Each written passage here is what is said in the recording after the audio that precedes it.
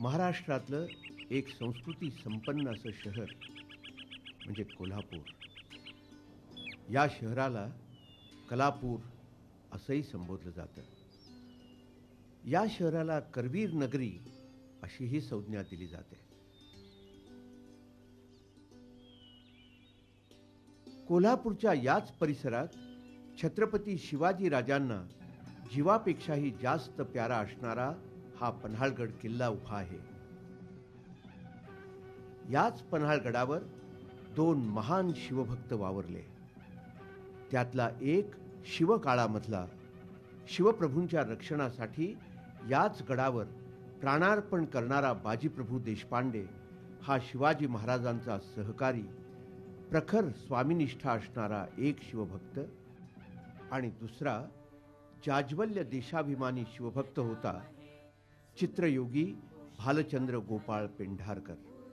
पौराणिक, ऐतिहासिक आणि सामाजिक चित्रपटांच्या माध्यमातून देव, देश आणि धर्म या त्रिसूत्रीविषयी प्रबोधन करणाऱ्या, आजन्म शिवप्रभूंचीच गाथा गाणाऱ्या आणि चित्रपट निर्माता दिग्दर्शक भालजी पेंढारकर म्हणून ओळखल्या जाणाऱ्या या महापुरुषाची समाधी त्यांच्या अफाट अशा शिवभक्तीमुळं याच किल्ल्यावर उभारण्यात आलेली आहे.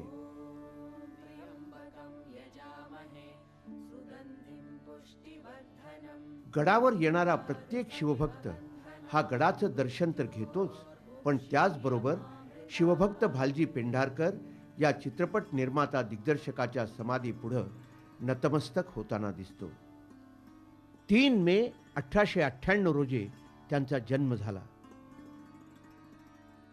डॉक्टर गोपाळराव पेंढारकर हे त्यांच्या वडिलांचं नाव. ते उत्तम डॉक्टर होते आणि त्या काळात कोल्हापूर संस्थानचे वैद्यकीय अधिकारी होते. राधाबाई या त्यांच्या मातोश्री. उत्तम गृहिणी असा त्यांचा लौकिक होता. भालजींचं शिक्षण साधारण मॅट्रिक पर्यंत त्यांच्या जन्मगावी म्हणजे कोल्हापूरमध्ये झालं. लहानपणापासूनच भालजींना व्यायामाची आणि कडक शिस्तीची ही आवड होती. त्यामुळं त्यांची शरीरयष्टी मजबूत होती. त्यांनी तालमीमधल्या व्यायामानं आणि योग साधनेनं अत्यंत उत्तम अशी शरीर संपदा कमावलेली होती. वयाच्या केवळ 12व्या-13व्या वर्षी घरात झालेल्या काही मतभेदांमुळं त्यांनी कोल्हापूर सोडलं. ते पुण्याला आले. त्यांना केसरीच्या कार्यालयात न्यूजपेपर बॉयची नोकरी मिळाली. याच ठिकाणी त्यांना लोकमान्य बाळ गंगाधर टिळक या अलौकिक महापुरुषाचं दर्शन घडलं. भालजींच्या वाणीवरचा उत्तम संस्कार आणि संस्कृत, मराठी, इंग्रजी या भाषांची त्यांची जाणकारी बघून त्यांना हळूहळू केसरीच्या संपादकीय विभागातही काम करण्याची संधी मिळत गेली. ते स्फुटलेखनही करू लागले. केवळ 3 आणे रोजावर आपल्या जीवनाची सुरुवात करणाऱ्या, पण पुढं आपल्या मनगटाच्या जोरावर, कर्तृत्वावर आणि मराठी लेखणीच्या सामर्थ्यावर चित्रपट सृष्टीतल्या मंडळींनाच नव्हे तर सर्वच भारतीयांना चकित करून सोडणारं असं भालजींचं जीवन कार्य आहे. मीच्या म्हणजेच स्वतःच्या शोधात निघालेला आणि सदा सर्व काळ केवळ पांढरी शुभ्र वस्त्रच परिधान करणारा असा हा चित्रयोगी शिवाच्या म्हणजेच मंगलाच्या प्राप्तीसाठी सदैव आयुष्यभर निकराचा संघर्ष करीत लहानाचा मोठा झालेला दिसतो. अशा माणसाच्या आयुष्याचा ताळेबंद मांडून शेवटी जी श्री शिल्लक उरते ती म्हणजे पुढच्या पिढीला त्यानं दिलेला घसघशीत पुण्याईचा वारसाच असतो. आमच्या या चित्रपट क्षेत्राच्या माध्यमामध्ये भालजी पेंढारकर हे नाव हे एका व्यक्तीचं नाव नसून आम्हा लोकांच्या मनाची धारणा अशी की हे एक विश्वविद्यालयाचं नाव आहे, जणू काही ही एक युनिव्हर्सिटी होती. याचं कारण जर आपण बघितलं तर जवळजवळ किती पिढ्या, 4 पिढ्या त्यांनी तंत्रज्ञानच्या नंतर कलाकारांच्या उभ्या केल्या. त्यांना सगळे विषय जे त्यांनी हाताळले ते देशप्रेम, शिवभक्ती आणि अन्यायाविरुद्ध संघर्ष अशा तऱ्हेच्या विशेषतः ऐतिहासिक पार्श्वभूमीतून त्यांनी विषय निवडून घेतले आणि चित्रपट केले. प्रभावी संवाद हे त्यांचं वैशिष्ट्य होतं. आणि जी चित्रपट केले ती नावच आज अशी माइलस्टोन्स असावेत अशी नावं आहेत. आणि मी प्रत्यक्ष त्यांच्या हाताखाली काम केलं हे भाग्य मला म्हणता येत नाही, परंतु आश्चर्याची आणि अतिशय भाग्याची गोष्ट अशी की माझं पहिलं चित्र जे स्वातंत्र्यपूर्व काळामध्ये स्वातंत्र्य मिळाल्याबरोबर, पण विषय तो 1942 सालची जी स्वातंत्र्य संग्राम जो झाला त्याच्यावरची चित्र झालं, त्याचा मुहूर्त बाबांनी आपल्या हातून केलेला आहे. आणि तो मुहूर्त करून ती प्रेरणा जी दिली त्या प्रेरणेतून स्फूर्ती घेऊन आम्ही धडपडून कामं करायचा प्रयत्न करतोय. या मानी, मनस्वी अशा योगी पुरुषाच्या जीवनावर सामाजिक क्रांतीचा आद्य प्रवर्तक भगवान श्रीकृष्ण याच्या जीवन तत्वज्ञानाचा, त्याचप्रमाणे शिवाजी महाराजांच्या हिंदू राष्ट्र निर्मितीच्या कार्याचा प्रचंड प्रभाव होता. याखेरीज स्वामी रामकृष्ण परमहंस या महापुरुषाचं तत्वज्ञान त्यांनी शिरसावंद्य मानलेलं होतं. स्वामी सदानंद महाराज तसंच स्वामी रमण महर्षी या योगी पुरुषांच्या जीवनाचाही भालजींच्या जीवन कार्यावर प्रचंड प्रभाव होता. लोकमान्य बाळ गंगाधर टिळक, त्याचप्रमाणे क्रांतीसूर्य शहीद भगतसिंग, त्यांचे सहकारी सुखदेव आणि राजगुरू यांच्याही कार्याचा भालजींच्या मनावर प्रभाव पडलेला होता. क्रांतिकारक बाबाराव सावरकर आणि त्यांचे धाकटे बंधू स्वातंत्र्यवीर विनायक दामोदर तथा तात्यासाहेब सावरकरांच्या जीवन प्रणालीचा भालजींच्या जीवन कार्यावर प्रभाव होता.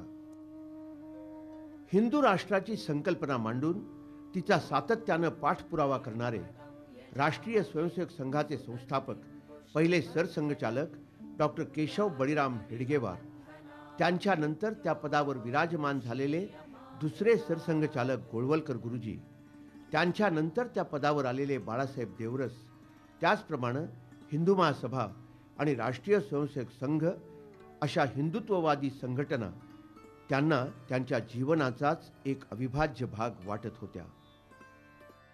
क्रांतिकार्यात त्यांना अत्यंत रस होता. ते संघचालक होते. भगतसिंगाच्या आईला लाहोरला पोचवण्याला बाबाराव सावरकरांनी सांगितल्यानंतर त्या काळात ते लाहोरला जाऊन पोचवून आले. शिवाजी महाराजांच्या विरुद्ध ज्यांनी कुठे काही लिहिलं होतं त्याच्या विरुद्ध कोर्टात केस करून त्याला ते विधान मागे यायला लावलं. असे माझे गुरु. आज मी अनेक ठिकाणी काम करतोय, पण चिंतन कसं करावं हे शिकलो मी बाबांच्याकडनं.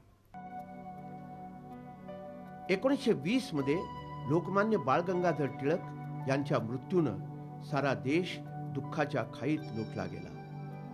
लोकमान्यांच्या अल्पशाच परिचयानं प्रभावित झालेल्या भालजींनी लोकमान्यांच्या कार्यकर्तृत्वाला आदरांजली वाहणारी लोकमान्यांचा स्वर्गीय संदेश ही पुस्तिका लिहिली. ती प्रसिद्ध झाली. त्या पुस्तिकेला वाचकांचा उत्तम प्रतिसाद मिळाला. मधल्या काळात संगीत कायदेभंग, भवितव्यता, क्रांतिकारक, राष्ट्रसंसार, आसुरी लालसा, अजिंक्यतारा अशी काही नाटकंही त्यांनी रचली. ती स्वतः तालीम मास्तर या नात्यानं बसवली, त्यांचे प्रयोग केले. नाटकांप्रमाणेच टायटल्स लिहिण्याच्या अनुभवातून भालजी पेंढारकर यांनी जुलूम, राणीसाहेब उर्फ बजरबट्टू अशा काही मूकपटांचं लेखन दिग्दर्शनही केलं होतं. या साऱ्या अनुभवामुळं आणि घडलेल्या संस्कारांमुळं चित्रपटाचं माध्यम हेच प्रबोधनाचं प्रभावी माध्यम आहे असा ठाम विचार करून आपण याच माध्यमातून लोकांशी बोलायचं असं त्यांनी ठरवलं होतं. क्रांतिकार्याच्या अत्यंतिक प्रभावामुळं देशप्रेम आणि जाज्वल्य राष्ट्रभक्ती यामुळं त्यांनी वंदे मातरम या नावाचा पहिला चित्रपट तयार केला. तो प्रचंड लोकप्रिय ठरला.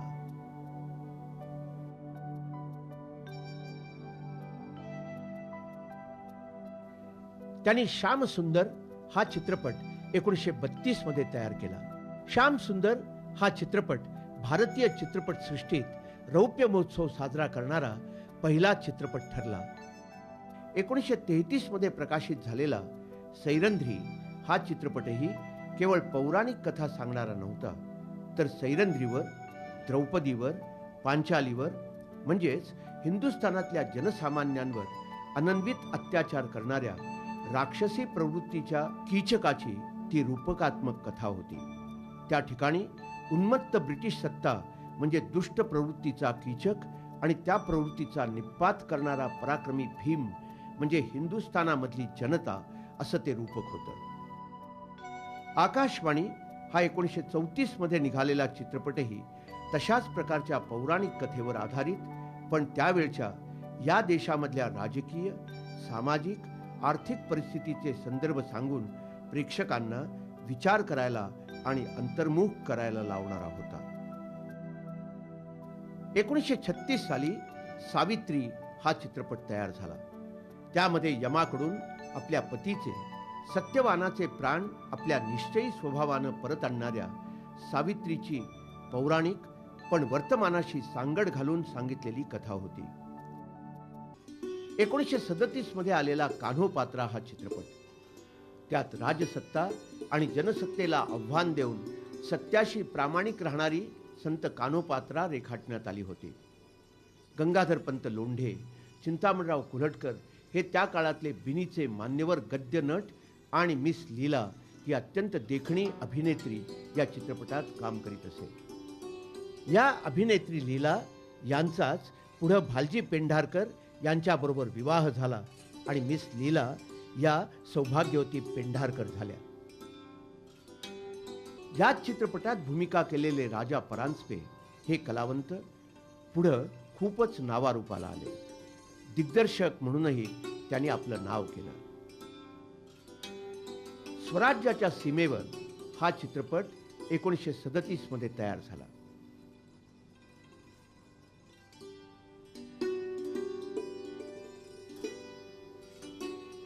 राजवैभव सोडून संन्यास स्वीकारणाऱ्या गोपीचंद राजाची कथा प्रेक्षकांसमोर आली ती 1938 मध्ये प्रकाशित झालेल्या राजा गोपीचंद या चित्रपटाद्वारे.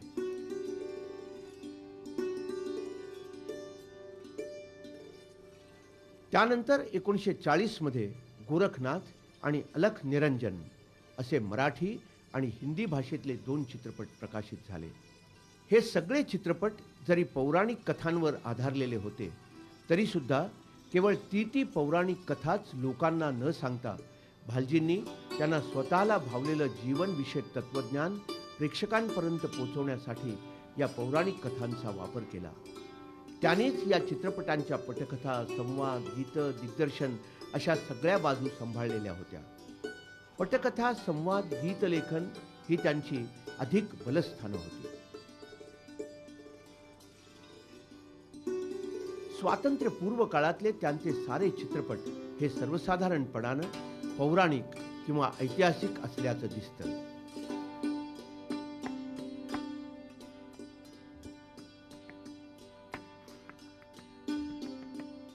या त्यांच्या चित्रपटांमुळेच भालजींचं जीवन तत्वज्ञान, त्यांची वैचारिकता, त्यांचं अजोड असं देशप्रेम आणि देशभक्ती आणि मुख्य म्हणजे या प्रभावी अशा चित्रपटांमुळे त्यांनी पुढे आणलेले असंख्य अभिनेते, अभिनेत्री, तंत्रज्ञ यांची प्रेक्षकांना ओळख होत असे. 1941 मध्ये थोरातांची कमळा या चित्रपटाची निर्मिती करून इतिहासामधल्या एका महत्त्वपूर्ण अशा भागाचं प्रेक्षकांना मनोज्ञ दर्शन घडवताना भालजी दिसतात. निर्मिती, दिग्दर्शन, कथा, पटकथा, संवाद, गीत या चित्रपट निर्मितीच्या जवळपास साऱ्याच बाजू ते एकटेच पण अत्यंत समर्थपणानं सांभाळताना दिसतात. 1942 मध्ये सूनबाई अर्थात नवे जुने असा एखादा सामाजिक विषयावरचा चित्रपट तयार करतानाही भालजी दिसतात. गंमत वाटते ती ही की ज्या शिताफीनं ते पौराणिक चित्रपटांची किंवा ऐतिहासिक चित्रपटांची कथा, पटकथा, संवाद, गीतं लिहून ते चित्रपट दिग्दर्शितही करतात, त्याच शिताफीनं त्यांनी सामाजिक चित्रपटांचाही बाज आत्मसात केलेला दिसतो. या चित्रपटाच्या निमित्तानं मास्टर विठ्ठल आणि सुमती गुप्ते या अभिनेता आणि अभिनेत्रीची जोडी खूपच लोकप्रिय ठरली. 1942 मध्ये भालजी पेंढारकर पुण्याहून कोल्हापूरमध्ये परतले. कोल्हापूर संस्थानचे त्या काळातले जिंदा दिल आणि कलाप्रेमी संस्थानिक छत्रपती राजाराम महाराज यांनी आपल्या मालकीचा स्टुडिओ दर्जेदार चित्रपट निर्मिती होत राहावी म्हणून भालजी पेंढारकर यांना नाममात्र किमतीला विकत दिला. या स्टुडिओत आता नवी प्रभात उजाडणार होती. हर प्रकारच्या अत्याधुनिक तंत्रमंत्रानं हा स्टुडिओ सज्ज करण्याचा भालजींचा मानस होता. नव्या प्राचीचे नवनवीन सूर्यकिरण या स्टुडिओत येऊन सर्वांचा उत्साह द्विगुणित करीत होते. फिल्म प्रोसेसिंग लॅबोरेटरी, निगेटिव्ह आणि पॉझिटिव्ह फिल्म सुरक्षित ठेवण्यासाठी कोल्ड स्टोरेजची व्यवस्था, लाईट्स, कॅमेरे, साऊंड रेकॉर्डिंग मशीन्स, निरनिराळी लोकेशन्स, चित्रपट निर्मितीसाठी लागणारी हरेक गरज पूर्ण करण्याच्या दृष्टीनं आवश्यक त्या साऱ्या गोष्टी आणि सुखसोयी, थोडक्यात केवळ रॉ स्टॉक, कलावंत, कथा आणि संगीताची सारी तयारी करून झाली की चित्रपटाची A to Z गरज याच ठिकाणी पूर्ण करण्याच्या दृष्टीनं स्टुडिओ पूर्णपणानं अत्याधुनिक करण्याचा प्रयत्न झाला होता.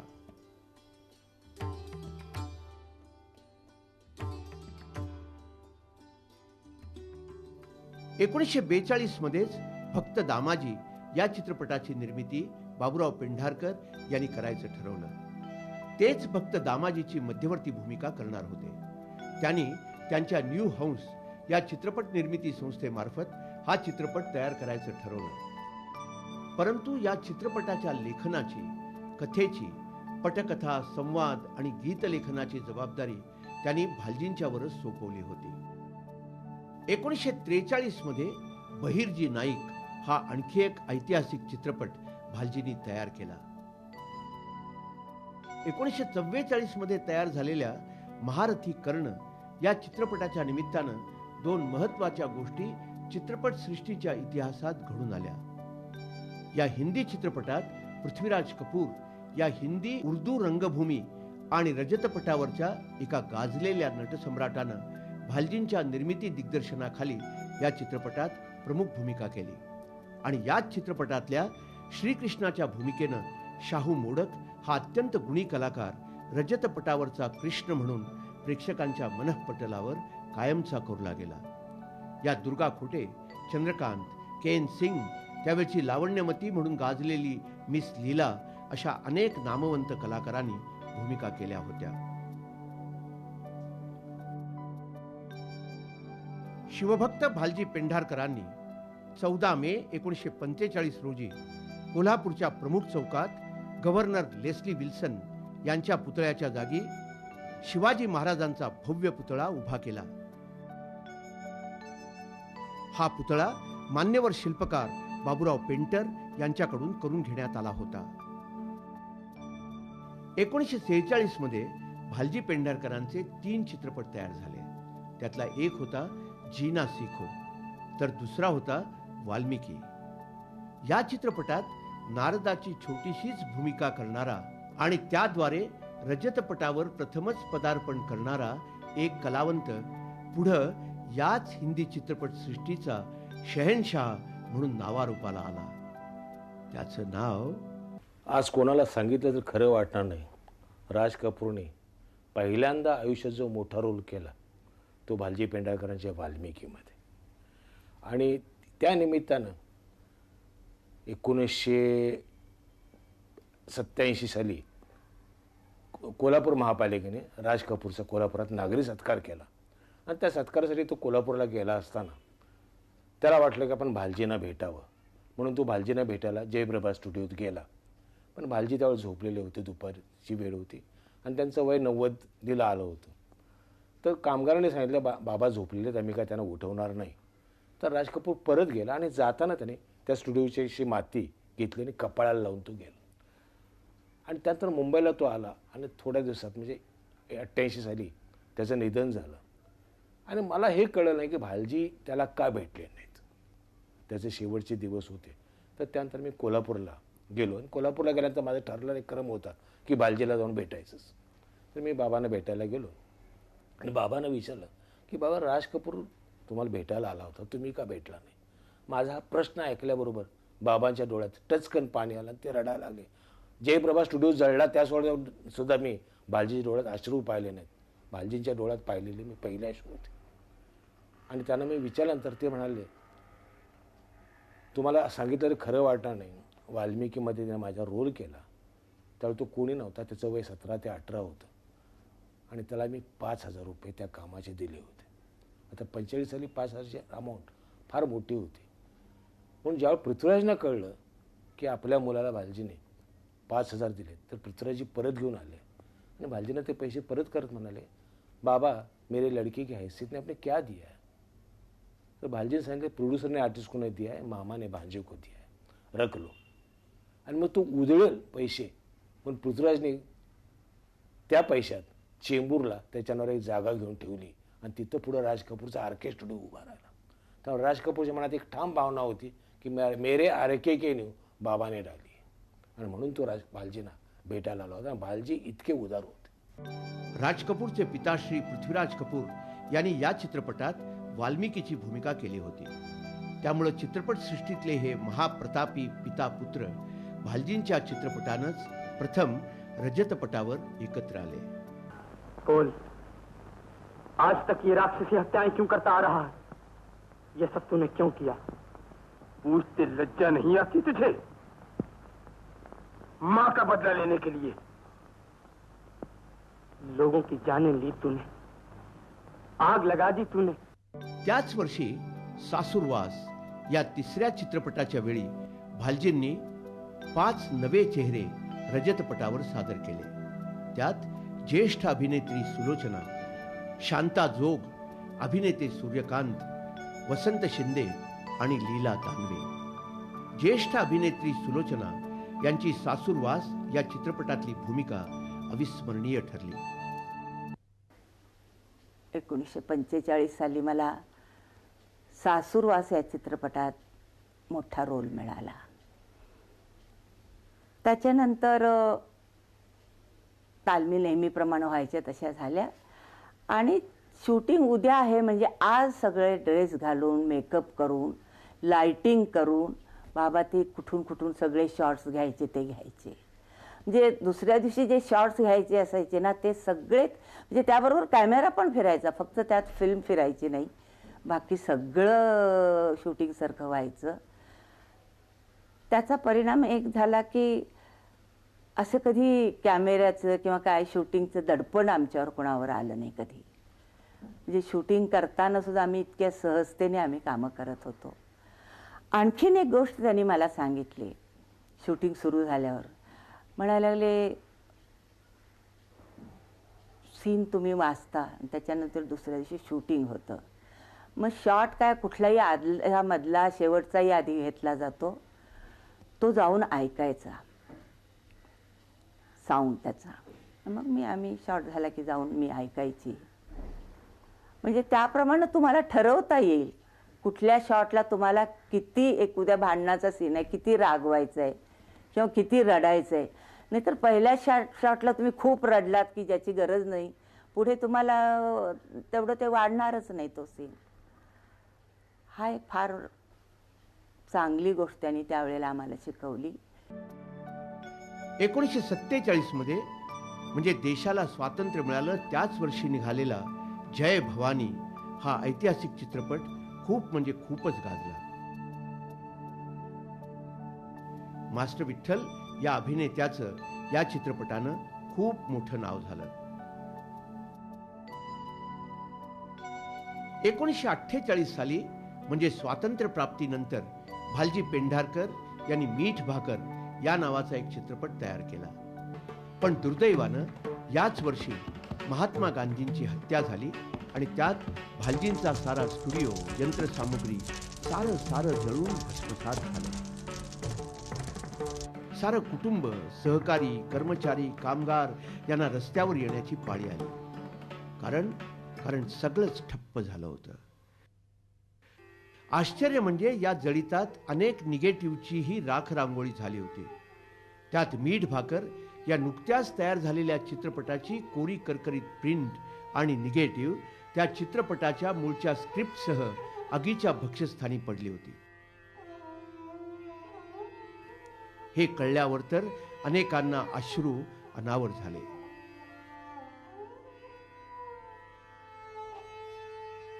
भालजींच्या विचारांना विरोध करणाऱ्या त्यांच्या तथाकथित मित्रांनी केलेला हा प्रकार विलक्षण संताप आणणारा आणि मुख्य म्हणजे अंतर्मुख करायला लावणाराही होता.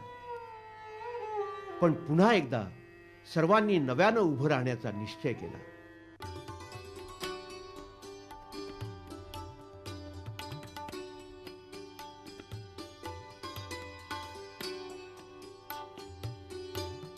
हळूहळू मंडळी एकत्र जमा झाली. सारे राग लोभ विसरून मंडळींनी एका नव्या जोमानं स्टुडिओची उभारणी सुरू केली. एके दिवशीच्या चकाकणाऱ्या सूर्यकिरणांनी याच अंधारलेल्या स्टुडिओत पुन्हा एकदा नवा प्रकाश आणि उत्साह आणला. स्टुडिओची उभारणी झाली. सारे विभाग पुन्हा कार्यरत झाले. एक प्रकारचं नवचैतन्य निर्माण झालं.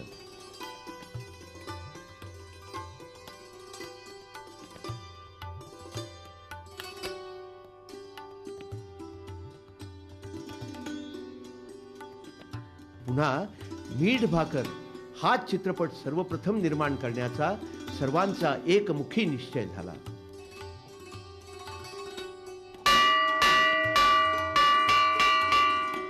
मग काय, संबंधित सर्वांनी या चित्रपटाच्या वेळच्या त्यांच्याकडे उपलब्ध असणाऱ्या सर्व गोष्टी भालजींच्याकडे पुन्हा आणून दिल्या. काहींनी संवादांच्या चिकट वह्या आणून दिल्या. कथेची, पटकथेची, संवादांची, गीतांची आठवून फेरजुळणी करून जवळपास पूर्वीचेच सारे कलावंत एकत्र करून लगेचच्याच वर्षी म्हणजे 1949 मध्ये मोठ्या जिद्दीनं मीठ भाकर या चित्रपटाची फेरनिर्मिती करण्यात आली. तर हे मला बघितल्यानंतर मला इतका धीर आला, इतकं माझं मनोबल वाढलं की इतकं फ्लेमिंगो पक्षासारखं मनुष्य हा एवढ्या धीरात कसं हे करू शकतात आणि ते केलं, करून दाखवलं त्यांनी. मीठ भाकरची सगळी कॉपी जळलेली असताना काही शिल्लक नसताना त्यांनी आठवणीने परत ते स्क्रिप्ट लिहिलं. कुठं कोणाच्याकडे आपल्या नकला वगैरे असतील त्या जमवून परत सगळं लिहून परत शूटिंग करायचं ठरवलं. मग मी देखील त्यांच्याबरोबर काम करायला लागलो, शिक्षण बंद करून. आणि मग ते मीठ भाकरच्या ते लिहायचे आणि त्याच्या कॉपीज करून द्यायच्या फेअर वगैरे. असं ते मीठ भाकर 2 महिन्यात ते आम्ही शूटिंग पिक्चर त्यांनी पूर्ण केलं. आणि स्टुडिओ नसल्यामुळं सगळं पिक्चर आउटडोअरला करायचं असं त्यांनी ठरवलं होतं. मग 1949 मध्येच शिलंगणाचे सोने हा ऐतिहासिक चित्रपट तयार करायचं ठरलं. भालजींच्या या चित्रपटात बाबूराव पेंढारकर, शांता आपटे, हंसा वाडकर, मास्टर विठ्ठल याही कलाकारांनी भूमिका केल्या होत्या. 1950 मध्ये निघालेल्या मी दारू सोडली या चित्रपटानं बाबूराव पेंढारकर यांच्या जोडीला चित्तरंजन कोल्हटकर हे गुणी कलावंत भालजींच्या चित्रपटात प्रथमच आणि तेही विनोदी भूमिकेत पडद्यावर येत होते. त्या पहिल्या मी दारू सोडली पिक्चरला माझा अनुभव हा मला कॅमेऱ्याच्या कुठल्या अँगलला तू बघ इथपासून इथे बघितलं असताना काय होईल, काय दिसेल, कसं कळेल आपल्याला. कारण कॅमेरा हा एका दृष्टीने प्रेक्षक असतो आणि भालजी पेंढारकर प्रेक्षकाच्या दृष्टिकोनातून चालणारा सीन बघत असत. ही या दिग्दर्शकाचं वैशिष्ट्य होतं. तंत्राच्या फारसे ते आहारी नव्हते. बाबांचे संवाद हे काही वेळा ठणग्यासारखे असत. तो शब्द बोलल्यानंतर माणसाच्या मनात स्वातंत्र्याची ज्योत पेटलीच पाहिजे असे शब्द असत. काही वेळा विनोदाचा जो बाबांचा बाज होता तो तर अप्रतिम होता. म्हणजे दिनकर कामण्णा बाबांच्याकडं अनेक वर्ष काम करत होते.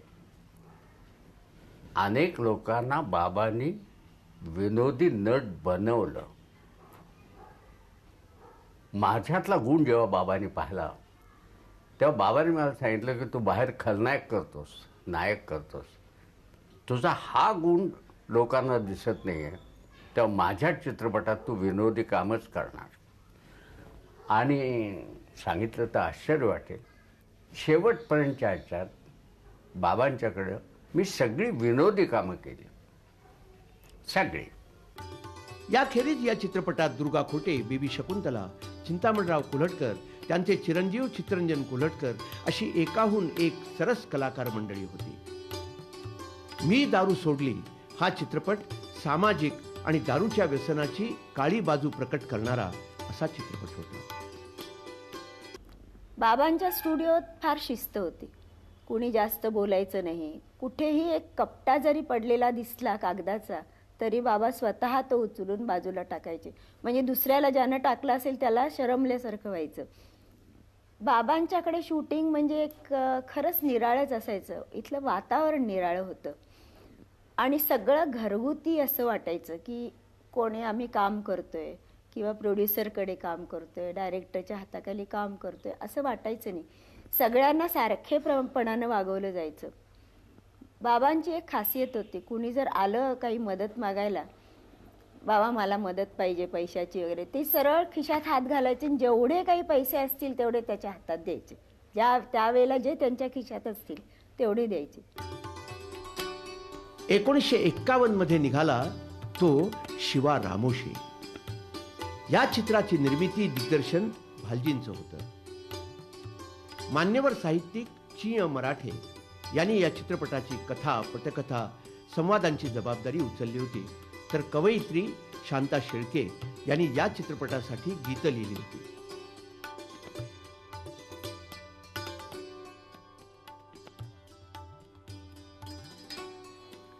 .1951 मध्येच स्वराज्याचा शिलेदार हा चित्रपट निघाला. या चित्रात वसंत लाटकर आणि मास्टर विठ्ठल या कोल्हापूरच्याच कलावंतांनी खूप रंगत आणली. गीतांची जबाबदारी शांताबाई शेळके यांनी घेतली होती, तर संगीताचा साज दत्ता डावजेकर यांनीच चढवला होता. 1952 मध्ये छत्रपती शिवाजी हा चित्रपट प्रकाशित झाला. यात चंद्रकांत या नटानं रंगवलेला शिवाजी हा खऱ्या अर्थानं हुबेहूब शिवाजी राजाच ठरला. अनेकदा त्याचं त्या चित्रपटातलं शिवाजी महाराजांचं छायाचित्र हे लोकांना अगदी सही वाटायला लागलं. आमच्या ठाणात आहे तो राजे रामसिंग.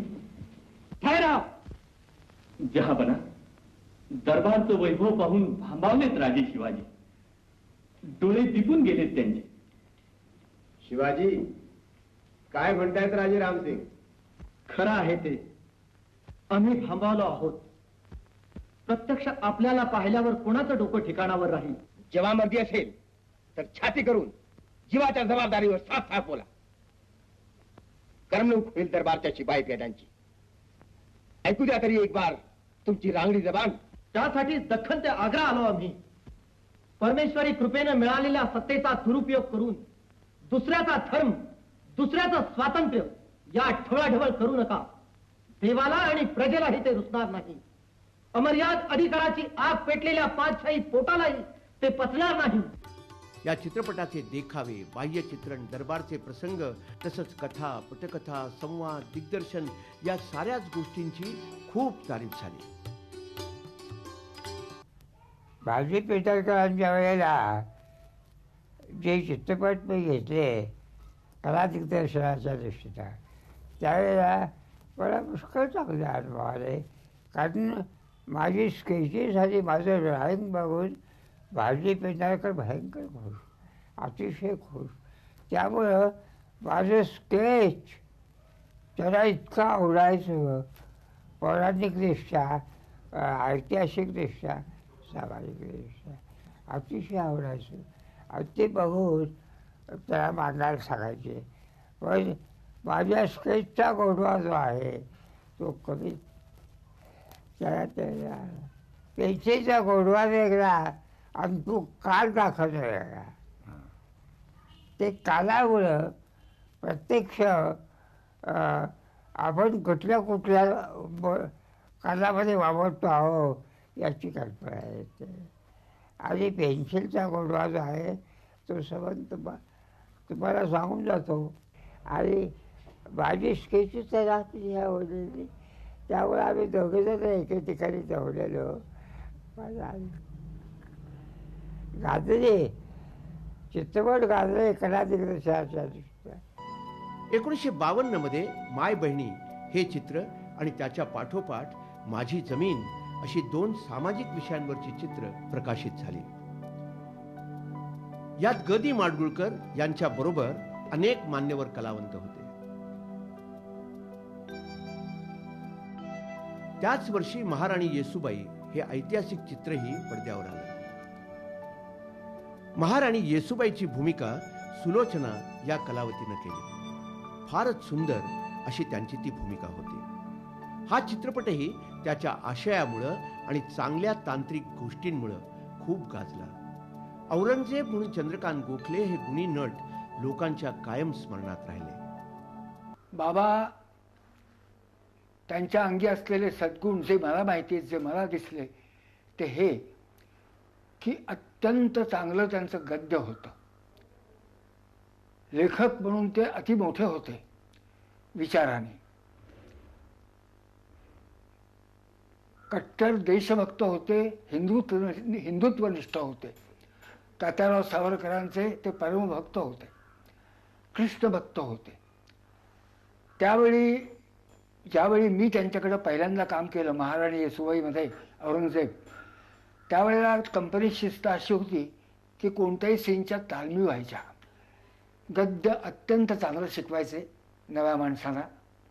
माझ्यावरती पाळी आली नाही कधी, पण ज्यांना ज्यांना शिकवायचे म्हणजे चंद्रकांत मांढरे, सूर्यकांत मांढरे, सुलोचनाबाई, आणखी काही काही मंडळी यांना कधी कधी हे असं नाही असं म्हण असं ते सांगायचे. आणि ते सांगायचे इतकं सोप्या भाषेत, चांगल्या भाषेत की ते ऐकणाऱ्याला पटकन समजावं. त्याला पालहार लावायचे नाहीत, ते स्वतः करूनही दाखवायचे. ते अत्यंत चांगले नट होते. आणि इतक्या मोठ्या माणसाच्या सहवासात मला राहायला मिळालं, त्यांच्याबरोबर काम करायला मिळालं, त्यांचं शिक्षण देणं बघायला मिळालं, हे मी माझं सद्भाग्य समजतो. आणि हेच सद्भाग्य अनेकांच्या वाट्याला आलेलं असेल त्या सर्वांचं मी शुभचिंतन करतो. 1955 मध्ये दामुअण्णा मालवणकर या विनोदी अभिनेत्याला घेऊन ये रे माझ्या मागल्या या चित्रपटाची भालजींनी निर्मिती केली. हिंदी चित्रपटातल्या अभिनेत्री शशिकला, बाबूराव पेंढारकर, रमेश देव, विष्णुपंत जोग अशी इतर काही मंडळी या चित्रात होती. राजा परांजपे यांनी गाठ पडली ठकाठका हे विनोदी चित्र तयार केलं. चित्रपटाची कथा, पटकथा, संवाद भालजींनीच लिहिले होते. यात राजा गोसावी, कामिनी कदम, जयश्री गडकर, सूर्यकांत, बाबूराव पेंढारकर असे बिनीचे कलाकार होते. 1956 मध्ये पावनखिंड हा बाजीप्रभू देशपांडे यांच्या अलौकिक बलिदानावरचा चित्रपट निघाला.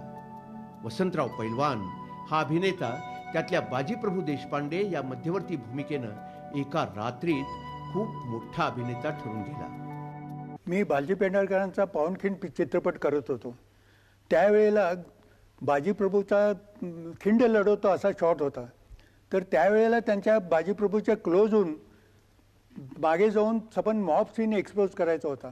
बाबा म्हणले याच्यावरती तू कॅमेरा मागे गेला पाहिजे आणि शॉट झाला पाहिजे. त्यावेळेला झूम आमच्याकडे नव्हती आणि तो तर शॉट ट्रॉलीवरती घ्यायचा होता. मी बाबांना म्हटलं आजचं शूटिंग कॅन्सल करावं लागेल.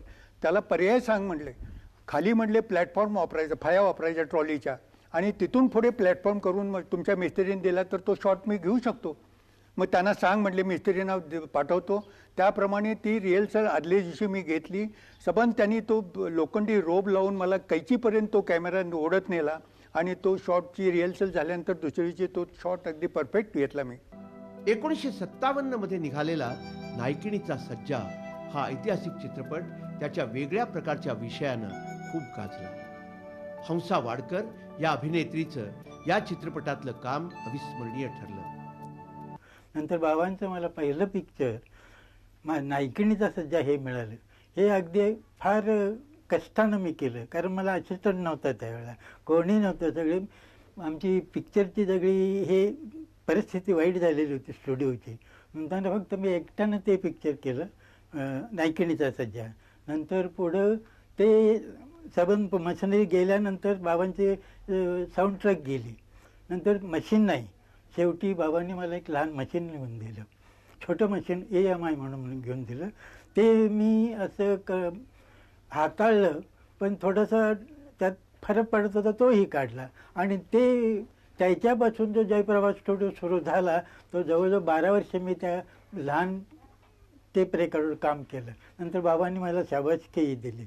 बाबांचा एक हट्ट कायम असायचा की आपण जी मशिनरी वापरतो ती कुठल्याही परिस्थितीत उत्तम असली पाहिजे आणि त्या यंत्रणेविषयी कॅमेरामन किंवा साऊंड रेकॉर्डिस्ट यांची कुठलीही तक्रार असता कामा नये. तर एकदा असंच एका कॅमेरामनने आमच्या ट्रॉलीमध्ये फॉल्ट काढलेला होता की ह्या ट्रॉलीला जर्क होतात आणि ह्या ट्रॉली मुवमेंट ह्याची बरोबर होत नाही. तर त्यासाठी त्यांनी निगेटिव्ह एक्सपोज करून रातोरात ती मुंबईला पाठवली.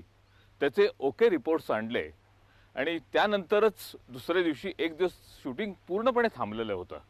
पण नाही म्हटले डिग्रजकर, आपण आपली जी इक्विपमेंट आहे ती अतिशय उत्तम पाहिजे आणि कुठल्याही टेक्निशियननी आपल्या यंत्रणेविषयी कधी तक्रार करू नये. 1959 मध्ये आकाश गंगा हा सामाजिक विषयावरचा पण वेगळ्या वाटेनं जाणारा चित्रपट तयार झाला. 1960च्या सुमाराला कोल्हापूरमधल्या भक्ती सेवा विद्यापीठ सोसायटी या शिक्षण संस्थेचे अध्यक्ष म्हणूनही भालजींनी काही काळ काम केलं. 1963 मध्ये आलेल्या मोहित्यांची मंजुळा या चित्रपटानं त्यापूर्वी प्रामुख्यानं तमाशा प्रधान चित्रपटात झळकणारी जयश्री गडकर ही अत्यंत गुणी अभिनेत्री एका ऐतिहासिक चित्रपटात एका वेगळ्याच प्रकारच्या भूमिकेत फिट्ट बसून गेली. या तिनं केलेली तलवारबाजी लोकांच्या कायमच्या लक्षात राहिली.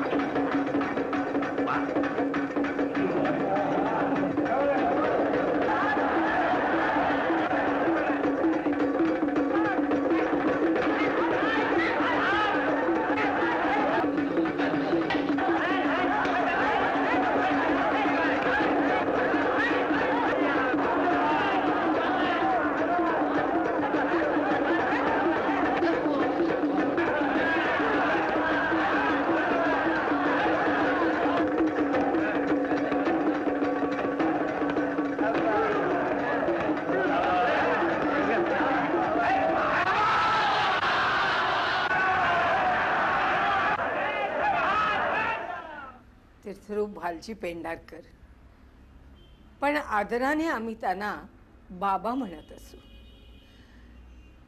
बाबांच्या बरोबर मला 2 पिक्चर्स करण्याचं सौभाग्य लाभलं. एक म्हणजे मोहित्याची मंजुळा आणि दुसरं साधी माणसं. मोहित्याची मंजुळामध्ये मी फायटिंग शिकले. अर्थात ही त्यांचीच कृपा आहे की काय तो फायटिंगचा एक जोश असतो.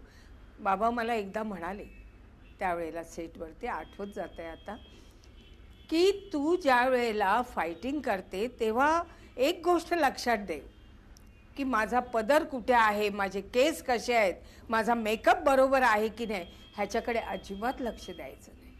त्यावेळेला या सगळ्या गोष्टीकडे प्रेक्षकांचं अजिबात लक्ष जाणार नाही. तू ढाल कशी धरतेस आणि तुझा पवित्रा कसा आहे आणि तुझी तलवार कशी चालते हे मात्र प्रेक्षक बघून तुला त्याची शाबासकी देतील. असं ज्या वेळेला ते समजावून सांगायचे ना, त्यावेळेला मन जसं आनंदाने भरून यायचं आणि जसं म्हणजे त्यावेळेला असं वाटायचं की हा खरा शिक्षक आहे.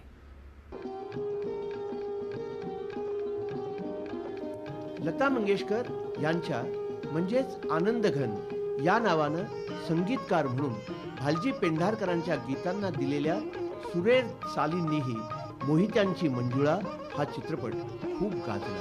बाई बाई मन मोराचा कसा पिसारा फुलला, बाई बाई मन मोराचा कसा पिसारा फुलला. लता दिदींनी आनंदघन या नावानं भालजींच्या चित्रपटांना संगीत दिलं. त्यांची अनेक गीतही त्या गायल्या. पण त्यांनी भालजींच्या जयप्रभा स्टुडिओचा सांस्कृतिक वारसाही तितक्याच आपुलकीनं आणि श्रद्धेनं आजही जपून ठेवलेला आहे.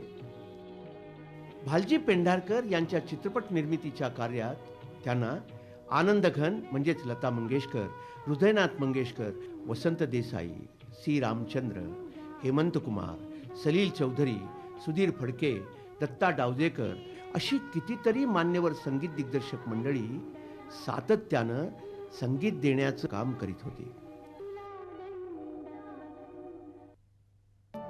1964 मधल्या मराठा तितुका मेळवावा या चित्रपटाच्या निमित्तानं डॉक्टर काशीनाथ घाणेकर हे मराठी रंगभूमीवरचे एक उत्तम अभिनेते भालजींच्या चित्रपटात प्रथमच भूमिका करण्यासाठी मुद्दाम आले होते. आम्ही सरदार आम्हाला काय कुणाची भीती, देव देसन धर्मापायी प्राण घेतल हाती. आम्ही सरदार आम्हाला काय कुणाची भीती.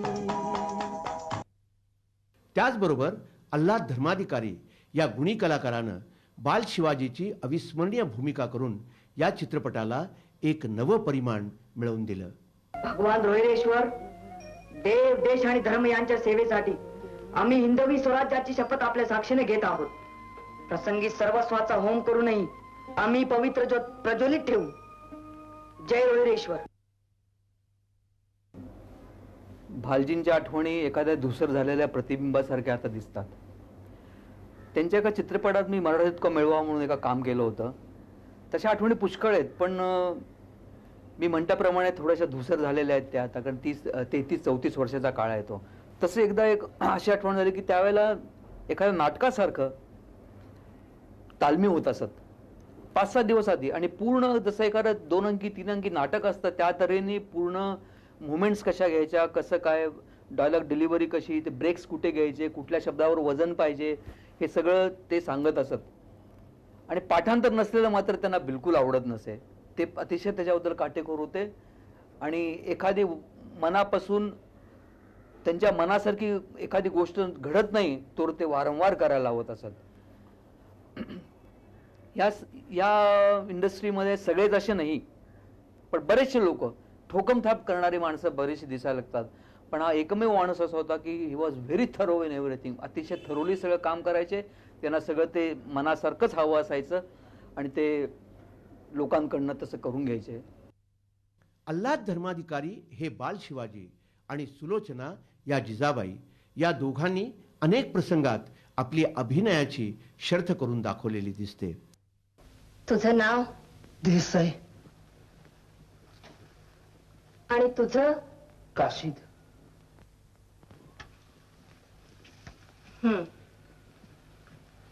म्हणजे मराठीच आहात तुम्ही? जी. मराठी मुलखासाठी मारतात ते मराठी, धर्मासाठी जगतात ते मराठी, आया बहिणींच्या आबरूसाठी मरतात ते मराठी. भाकरी पायी चाकरी पत्करली.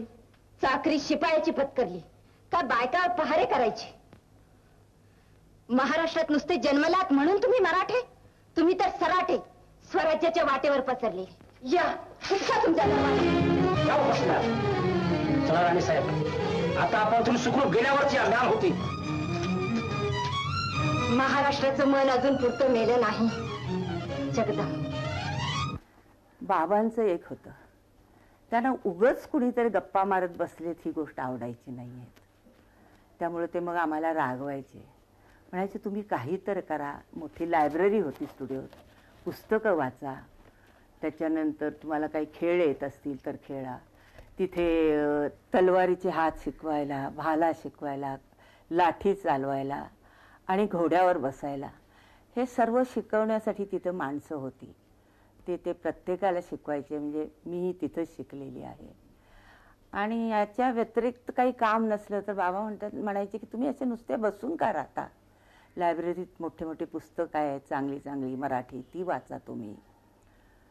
आणि त्यांनी मला त्यावेळेला सांगितलं की या चित्रपट याच्यात एडिटिंग ही गोष्ट अशी आहे की त्या बायका करू शकतात. म्हणजे 50 वर्षापूर्वी त्यांनी आम्हाला सांगितलं की एडिटिंग हे मुलींना करण्यासारखं काम आहे आणि तुम्ही ते जाऊन शिका. त्याच्यानंतर आम्ही दोघी तिघी तिथं नोकर होतो, त्या सगळ्या जाऊन आम्ही एडिटिंग रूममध्ये एडिटिंग शिकत होतो. आणि आज मी कितीतरी बायका एडिटिंग करताना मुलींची नावं टायटलला वाचते, तेव्हा मला ते बाबांनी त्यावेळी सांगितलेले त्याची आठवण होते. साधी माणसं हा चित्रपट निघाला तो 1965 मध्ये.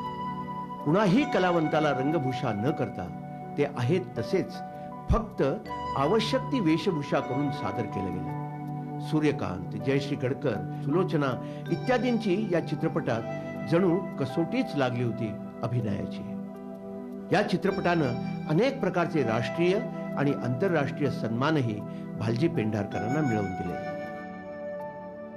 1968 मध्ये घरची राणी हे सामाजिक चित्र प्रकाशित झालं. 1969 मध्ये आलेल्या तांबडी मातीनं अनुपमा ही कलावती आणि दादा कोंडके हे कलाकार खूप गाजले. दादांनी या चित्रपटाद्वारे चित्रपट सृष्टीत प्रवेश केला. विच्छा माझी पुरी करा या लोकनाट्यानं त्यांचं खूप नाव झालं होतं. याखेरीज शक्तिकुमार, आशा काळे, ललिता पवार यांनीही त्यांच्यावर सोपवलेली कामगिरी उत्तम प्रकारे पार पाडून या चित्रपटाला राष्ट्रीय आणि आंतरराष्ट्रीय बहुमानही मिळवून दिले. सख्या सजना या चित्रपटाच्या निमित्तानं गणपत पाटील हा कलाकार प्रथमच चित्रपटाचा हिरो, नायक म्हणून लोकांसमोर आला. भालजी पेंढारकर माझे गुरु.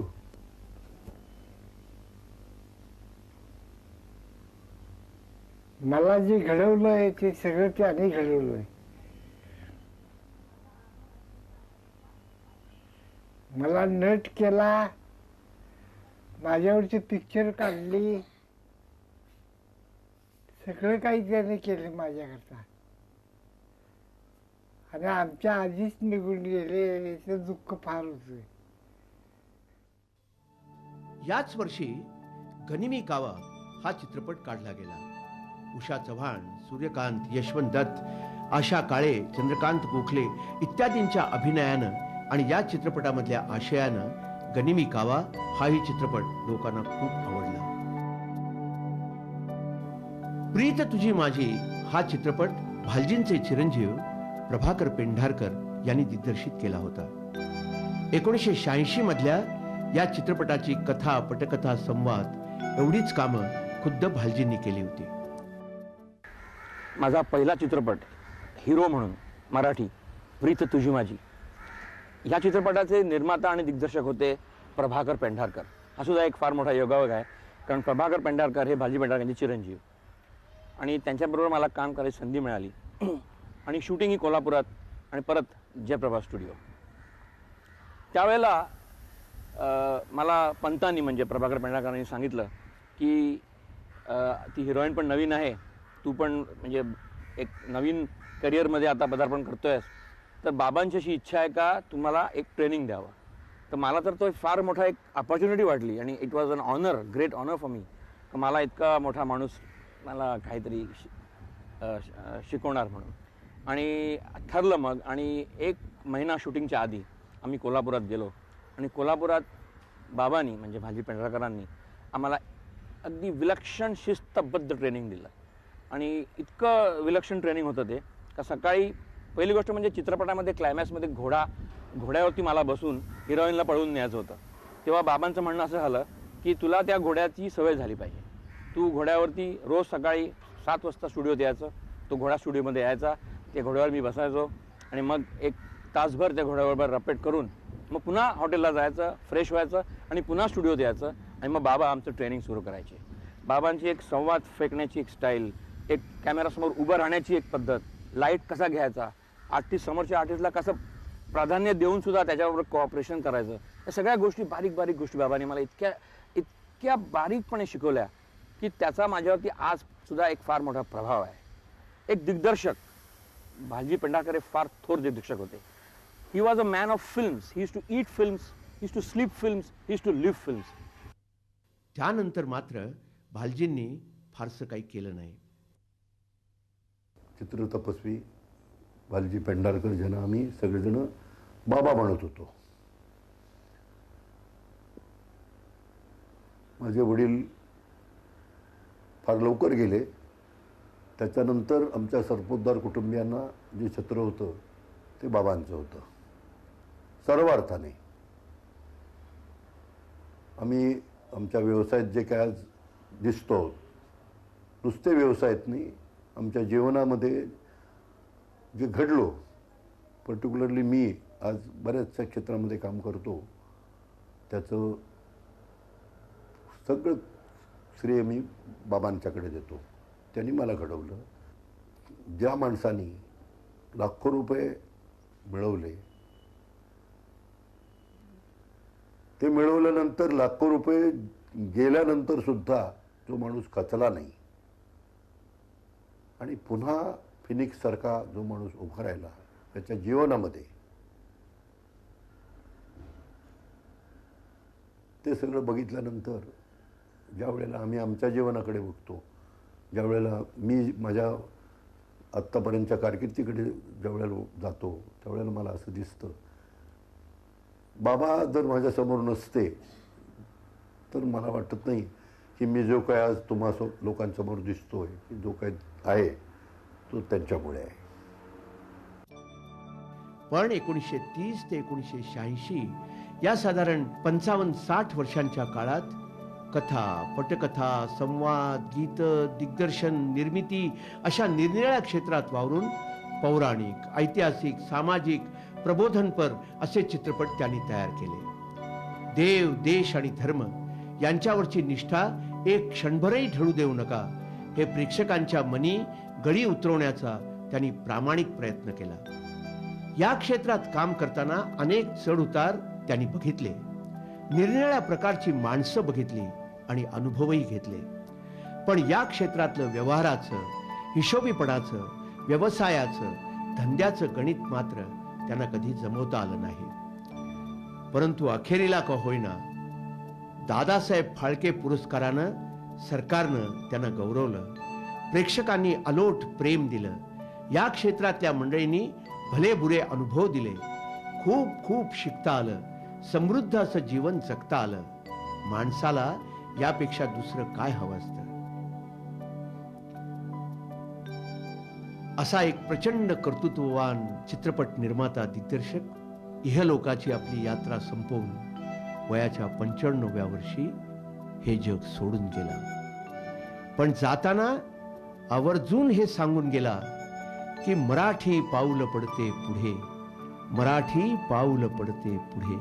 त्याचा आपल्याला कधीही विसर होता कामा नये. स्वराज्य तोरण